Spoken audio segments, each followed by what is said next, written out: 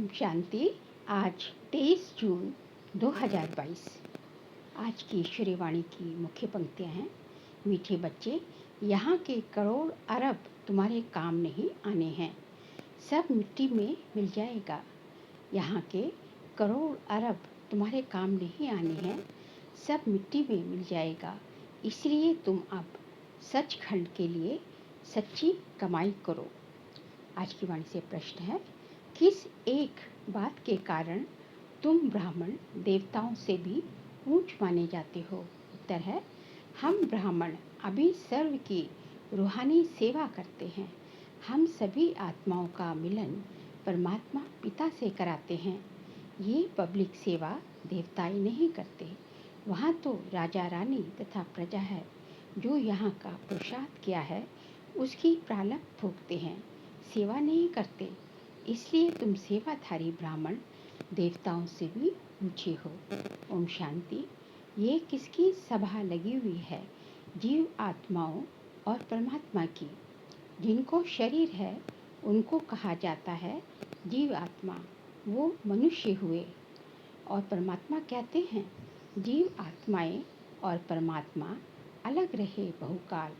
इसको मंगल मिलन कहा जाता है।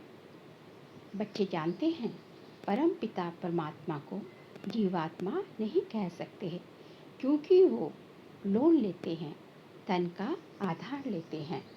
खुद आकर कहते हैं, बच्चे मुझे भी इस प्रकृति का आधार लेना पड़ता है।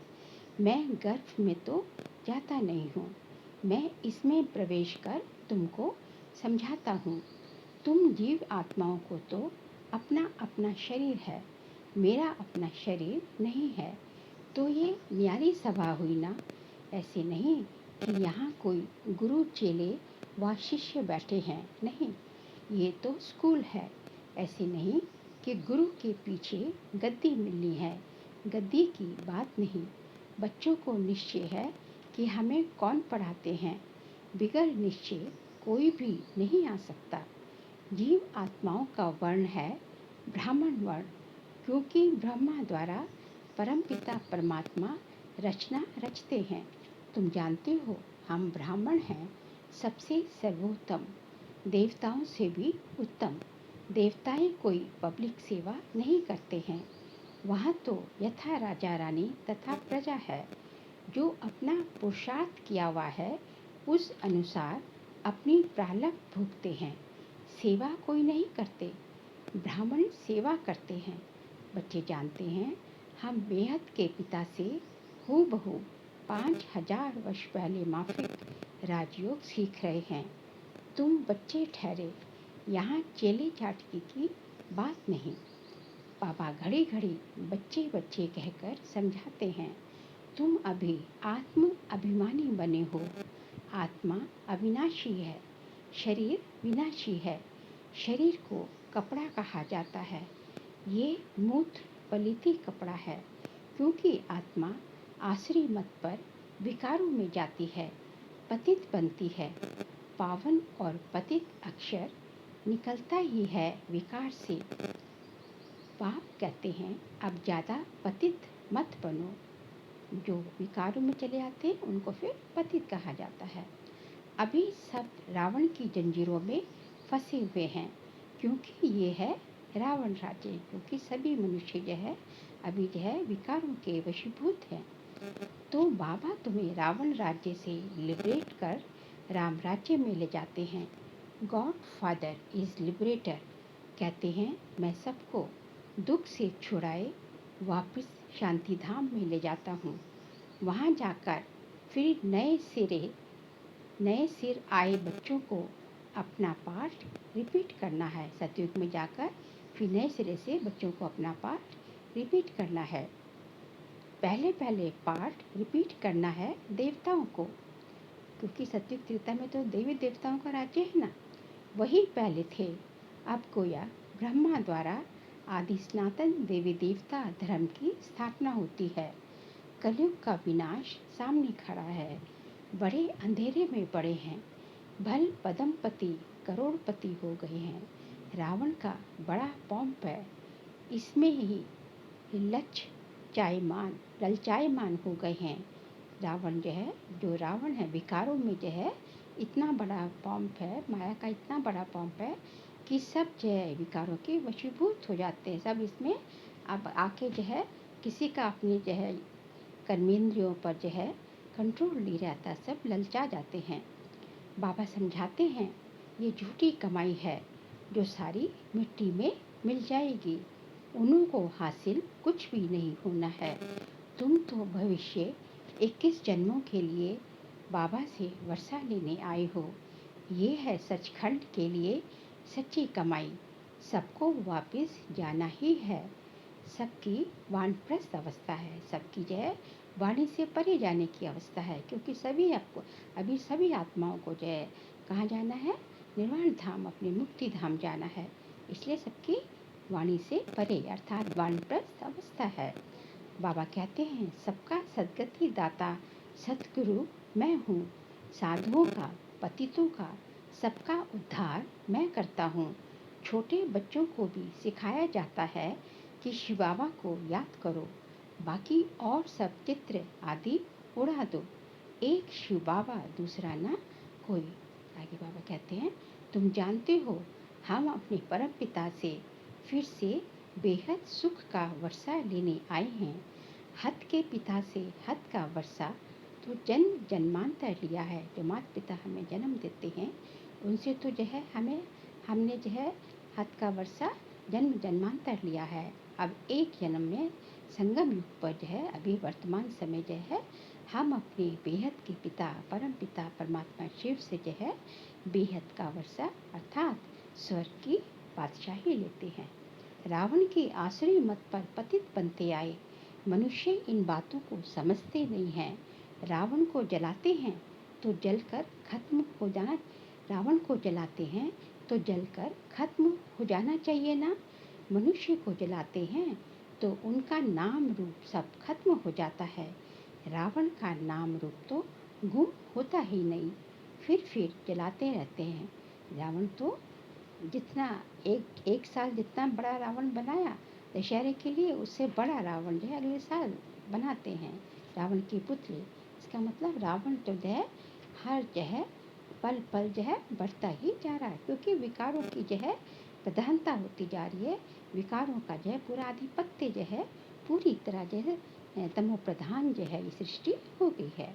बाबा कहते हैं ये 5 विकार रूपी रावण तुम्हारा 63 जन्मों का दुश्मन है। भारत का दुश्मन माना हमारा हुआ। जब वाम मार्ग में आए तब रावण की जेल में पड़े। जब देवता द्वापर से वाम मार्ग में जाते हैं तब विकारों के वशीभूत हो जाते हैं, विकारों में आ जाते हैं। बरोबर आधा कल्प से रावण राज्य है।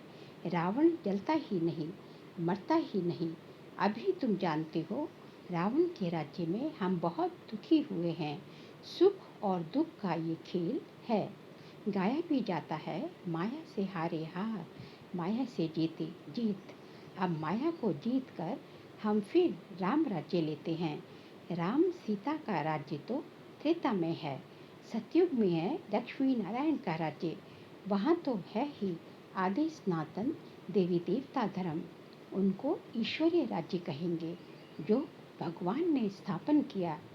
बाबा को कभी सर्वव्यापी नहीं कह सकते, परमात्मा को कभी सर्वव्यापी नहीं कह सकते हैं। ब्रदरहुड है ना, बाबा एक है, भगवान एक है, तुम सब आपस में भाई भाई हो। बाबा बैठ आत्माओं को पढ़ाते हैं। भगवान किसको पढ़ाते हैं? आत्माओं को पढ़ाते हैं। बाप का फरमान है कि मुझे याद करो, मैं आया हूँ भक्ति का फल देने। भक्ति का फल क्या होता है? भक्ति का फल होता है कि हमें भगवान ज्ञान मिलता है, ज्ञान से हमें भगवान की प्राप्ति होती है। किसको मिलता है भक्ति का फल? जिन्होंने शुरू से लेकर अंत तक भक्ति की है। जिसका भक्ति का पाठ पूरा हो जाता है उसका फिर ज्ञान मार्ग का पाठ शुरू होता है। पहले तुम एक शिव बाबा की भक्ति करते थे। सोमनाथ का मंदिर कितना जबरदस्त है। विचार सागर करना चाहिए कि हम कितने साहूकार थे, अभी गरीब कौड़ी मिसल बन गए हैं। अभी तुमको 84 जन्मों की स्मृति आई है। अभी तुम जानते हो कि हम क्या से क्या बने हैं। अब आगे कहते हैं, अभी तुमको स्मृति आई है, स्मृति लब्धा अक्षय भी अभी का है। इसका मतलब ये नहीं समझना चाहिए कि भगवान ने आकर संस्कृत में गीता सुनाई है। संस्कृत होती तो तुम बच्चे कुछ नहीं समझते। हिंदी भाषा ही मुख्य है, जो इस ब्रह्मा की भाषा है, उस भाषा में ही समझा रहे हैं। कल्प कल्प इसी ही भाषा में समझाते हैं। तुम जानते हो, हम बाप दादा के सामने बैठे हैं। ये घर है, मम्मा पापा बहन और भाई, बस और कोई संबंध नहीं है। भाई बहन का संबंध तब है जब प्रजापिता ब्रह्मा के बने हैं, नहीं तो आत्मा के संबंध से तो भाई भाई हैं। हम जो है आत्मा के संबंध से तो आपस में सब भाई भाई हैं, लेकिन जब ब्रह्मा मुख वंशावली बनते हैं तो फिर जो भाई बहन का संबंध हो जाता है। भगवान से वर्षा मिल रहा है। आत्मा जानती है हमारा बाबा आया हुआ है। तुम ब्रह्मांड के मालिक थे, भगवान भी बाबा भी ब्रह्मांड का मालिक है ना। जैसे आत्मा निराकार है, वैसे परमात्मा भी निराकार है। नाम ही है परम पिता परमात्मा, अर्थात परे ते परे रहने वाली आत्मा। परम आत्मा का अर्थ है परम आत्मा का अर्थ है परमात्मा। पिता से वर्षा मिलता है। यहाँ कोई साधु संत महात्मा नहीं, बच्चे हैं। बाबा से बेहद का वर्षा ले रहे हैं, अपने परम पिता से बेहद का वर्षा ले रहे हैं, और कोई वर्षा दे न सके। बाबा है सतयुग की स्थापन करने वाला। भगवान क्या करते हैं? सतयुग की स्थापन करते हैं। बाबा सदैव सुख ही देते हैं, भगवान सदैव सुख देते हैं। ऐसे नहीं कि सुख दुख भगवान ही देते हैं। भगवान तो हमेशा सुख देंगे ना, दुख देने वाला तो माया रावण है। ऐसे लॉ नहीं है दुख देना भगवान का, दुख भगवान दे, ऐसे बाबा कहते हैं लॉ ही नहीं है। बाबा स्वयं बताते हैं, मैं तुम बच्चों को पुरुषार्थ कराता हूँ 21 जन्मों के लिए, सो देवता बनो तो सुख दाता हुआ ना, दुख हरता सुख करता। अभी तुम जानते हो दुख कौन देते हैं? रावण। किसको? इसको कहा जाता है विकारी दुनिया। स्त्री पुरुष दोनों विकारी हैं। सतयुग में दोनों निर्विकारी थे। लक्ष्मी नारायण का राज्य था ना, वहाँ कायदे से राज्य चलता है। प्रकृति तुम्हारे ऑर्डर में चलती है, वहाँ कोई उपद्रव हो नहीं सकता, क्योंकि वहाँ प्रकृति के जो है पांचों तत्व ही है, सतो प्रधान है। वहाँ सब जो है, वहाँ जो है देवी मत है, वहाँ जो है एक राज्य है, कि एक राज्य है, एक सब एक है, एक राज्य एक मत, सब कुछ एक एक है, तो जो है वहाँ उपद्रव हो ही नहीं सकता। तुम वहाँ मतभेद ही नहीं है। तुम बच्चों ने स्थापना के साक्षात्कार किए हैं, विनाश भी होना है। जरूर होलिका में सांग बनाते हैं ना। पूछते हैं इनके पेट से क्या निकलेगा, तो कहा मूसल। राइट बात तो तुम जानते हो। साइंस उन्हों की कितनी तेज है, बुद्धि का काम है ना। साइंस का कितना घमंड है, कितनी चीज़ें एरोप्लेन आदि बनाते हैं सुख के लिए, फिर इन चीज़ों से विनाश भी करेंगे। पिछाड़ी में अपने कुल का ही विनाश करेंगे। जो साइंस वाले हैं, यादव लोग जो हैं, बाबा कहते हैं अपने ही कुल का विनाश करेंगे। तुम तो हो ही गुप्त, तुम कोई से लड़ाई लड़ने वाले नहीं हो, किसको दुख नहीं देते हो। हम तो इनकॉग्निटो वॉरियर्स हैं, गुप्त सेना है। अहिंसा, हम हमारी जो है सारी लड़ाई जो है अहिंसा से होती है, हिंसा कहीं नहीं। बाबा कहते हैं मनसा वाचा कर्मणा, कोई को दुख नहीं देते हैं। बाबा कभी किसको दुख देते हैं क्या? सुख धाम का मालिक बनाते हैं। तुम भी सबको सुख दो। बाबा ने समझाया है, कोई कुछ भी कहे, शांत में हर्षित मुख रहना चाहिए, योग में रहे मुस्कुराते रहना चाहिए। तुम्हारे योग बल से वह भी शांत हो जाएंगे। खास करके टीचर्स की चलन बड़ी अच्छी चाहिए, कोई से भी घृणा ना रहे। बाबा कहते हैं मुझे थोड़े ही किसी से घृणा है, जानते हैं सब पतित हैं, ये ड्रामा बना हुआ है। जानता हूँ इनकी चलन ही ऐसी है, खान पान कितना मलिच का है, जो आता वे खाते रहते हैं। लाइफ सबको प्यारी लगती है, लाइफ हमको भी बहुत प्यारी लगती है। जानते हैं इससे हमको बाबा से वर्षा पाना है। योग में रहने से तुम्हारी आयु बढ़ेगी, विकर्म कम होंगे, भविष्य 21 जन्मों के लिए आयु बड़ी हो जाएगी। जितना जितना हम योग में रहने से तो भविष्य जो है 21 जन्मों के लिए तो आयु बढ़ेगी ही, लेकिन वर्तमान समय संगम युग पर भी योग करने से, योग में रहने से आयु बढ़ती जाती है, विकर्म कम होते जाते हैं। पुरुषार्थ अभी का है जिससे फिर प्रारब्ध बनती है। योग बल से हम हेल्दी बनते हैं और ज्ञान से वेल्दी बनते हैं। हेल्थ वेल्थ है तो सुख है, जब हेल्थ है वेल्थ है तो सुख है। सिर्फ वेल्थ है, हेल्थ नहीं तो भी सुख नहीं रह सकता। सिर्फ जो वेल्थ है पर हेल्थ नहीं है, इस तभी भी सुख नहीं रह सकता। इसलिए सुख के लिए जो है, सुखी जीवन के लिए हेल्थ और वेल्थ जो है दोनों चाहिए। इसलिए बाबा हमें हेल्दी भी बनाते हैं और वेल्दी भी बनाते हैं। ऐसे बहुत राजाएं, बड़े बड़े साहूकार हैं, परंतु लंगड़े बीमार, उनको कहा जाता है ऐसे विकर्म किए हैं जिसका फल मिला है। बाबा तुमको सुनाते तो बहुत हैं, ऐसे नहीं बाहर जाने से यहाँ का यहाँ रह जाए, ये तो नहीं होना चाहिए ना। धारणा करनी है और कुछ याद ना पड़े। अच्छा शिव बाबा को याद करो। अंदर बड़ी गुप्त महिमा करनी है। किसकी गुप्त महिमा करनी है? शिव परमात्मा, शिव की, शिव बाबा की करनी है। बाबा ये मन चित्त में भी नहीं था कि आप आकर पढ़ाएंगे। बाबा ये किस किस तरह महिमा करनी है वो सिखा रहे हैं बच्चों को कि ये बातें बाबा से करो। ये बात कोई शास्त्र में भी नहीं है कि निराकार परमपिता परमात्मा आकर पढ़ाते हैं। बाबा से पूछो, बोलो कि बाबा हमने तो कभी मन चित्त में कभी हमारे था ही नहीं कि भगवान से आकर हमें पढ़ाएगा, हम गॉडली स्टूडेंट बनेंगे। इस तरह जो है बाबा से बातें करो, रूहान करो, बाबा की महिमा करो। बाबा अब हम जान गए, बाबा के बदले कृष्ण, बाप के बदले कृष्ण का नाम डालने से गीता खंडन हो गई। कृष्ण के तो चरित्र हो न सके। गीता है इस संगम का शास्त्र, उन्होंने फिर द्वापर में दिखा दिया है। तो बाबा कहते हैं कि बच्चे और सब बातों को छोड़ पढ़ाई पर ध्यान रखना है। बाबा की याद ना रहे, पढ़ाई में मस्त ना रहे तो टाइम वेस्ट हो जाएगा। भगवान की याद नहीं रही और जो है पढ़ाई में मस्त नहीं रहे तो सारा टाइम हमारा वेस्ट हो जाएगा। तुम्हारा टाइम मोस्ट वैल्यूबल है, इसलिए वेस्ट नहीं करना चाहिए। शरीर निर्वाह भल करो, बाकी फालतू ख्यालातों में टाइम नहीं गंवाना चाहिए। तुम्हारा सेकंड सेकंड हीरे जैसा वैल्यूबल है। तभी इस युग को क्या बोलते हैं? हीरे तुल्य युग। हीरे हीरे तुल्य युग कहा जाता है, डायमंड एज कहा जाता है ना इसको, संगम युग को।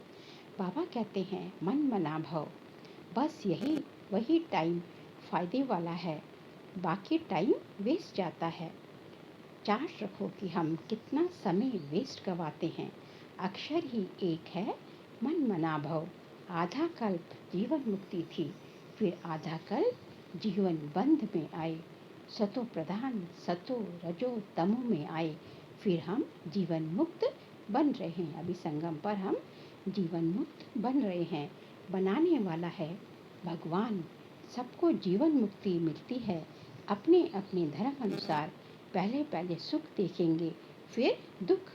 नई आत्माएं जो पहले आती हैं वह सुख भोगती हैं। कोई की महिमा निकलती है क्योंकि नई सोल होने के कारण ताकत रहती है। तुम्हारे अंदर खुशी के बाजे बजनी चाहिए। हम बाप दादा के सामने बैठे हैं, अब नई रचना हो रही है। तुम्हारी इस समय की महिमा सतयुग से भी बहुत बड़ी है। जगदम्बा देवियाँ सब संगम में थी, ब्राह्मण थे, तुम जानते हो अभी हम ब्राह्मण हैं। फिर देवता पूजनीय लायक बनेंगे, फिर तुम्हारे यादगार मंदिर बन जाते हैं। तुम चैतन्य देवियाँ बनती हो। वह तो जड़ हैं, जो मंदिरों में है वह तो जड़ देवियाँ हैं, लेकिन हम क्या, हम चैतन्य देवियाँ बनती हैं। उनसे पूछो ये देवी कैसे बनी। अगर कोई बात करे तो समझाओ कि हम सो ब्राह्मण थे, फिर हम सो देवता बनते। बाबा ये पुजारियों से बात करने की बात करें, मंदिर के पुजारियों से। तुम चैतन्य में हो, तुम बतलाते हो ये नॉलेज कितनी फर्स्ट क्लास है, बरोबर तुम स्थापना कर रहे हो।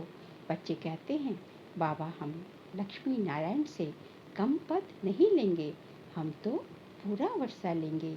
ये स्कूल ही ऐसा है, सब कहेंगे हम आए हैं प्राचीन राजयोग सीखने लिए। योग से देवी देवता बनते हैं, अभी तो शूद्र से ब्राह्मण बने हो, फिर ब्राह्मण से देवता बनेंगे। मूल बात ही है याद की, याद में ही माया विघ्न डालती है। तुम बहुत कोशिश करेंगे, फिर भी बुद्धि कहाँ न कहाँ चली जाएगी। इसमें ही सारी मेहनत है, योग में ही सारी मेहनत है। अच्छा, मीठे मीठे सिखलते बच्चों प्रति माता पिता बाप दादा का याद प्यार और गुड मॉर्निंग। रूहानी बाप की रूहानी बच्चों को नमस्ते। हम रूहानी बच्चों की रूहानी बाप दादा को नमस्ते नमस्ते नमस्ते। सार के पॉइंट से बाप समान सुखदाता बनना है, मनसा वाचा कर्मणा किसी को भी दुख नहीं देना है, सदा शांत चित्त और हर्षित मुख रहना है, फालतू ख्यालातों में टाइम वेस्ट नहीं करना है, बाप की अंदर से महिमा करनी है। आज का वरदान है बाबा का हम बच्चों प्रति, श्रेष्ठ मत प्रमाण हर कर्म कर्मयोगी बन करने वाले कर्म बंधन मुक्त भव। श्रेष्ठ मत प्रमाण अर्थात श्रीमत प्रमाण हर कर्म कर्मयोगी बन करने वाले कर्म बंधन मुक्त भव। जो बच्चे श्रेष्ठ मत प्रमाण हर कर्म करते हुए बेहद के रूहानी नशे में रहते हैं, वह कर्म करते कर्म के बंधन में नहीं आते, न्यारे और प्यारे रहते हैं। कर्मयोगी बनकर कर्म करने से उनके पास दुख की लहर नहीं आ सकती, वह सदा न्यारे और प्यारे रहते हैं। कोई भी कर्म का बंधन उन्हें अपनी ओर खींच नहीं सकता, सदा मालिक होकर कर्म कराते हैं, इसलिए बंधन मुक्त स्थिति का अनुभव होता है। ऐसी आत्मा स्वयं भी सदा खुश रहती है और दूसरों को भी खुशी देती है। आज का स्लोगन है, अनुभवों की अथॉरिटी बनो तो कभी धोखा नहीं खाएंगे। अनुभवों की अथॉरिटी बनो तो कभी धोखा नहीं खाएंगे, क्योंकि बाबा कहते हैं कि सबसे बड़ी अथॉरिटी कौन सी है? अनुभवों की अथॉरिटी। एक बार आपने किसी चीज़ का अनुभव कर लिया तो जो है वो आपका जो है अपना है।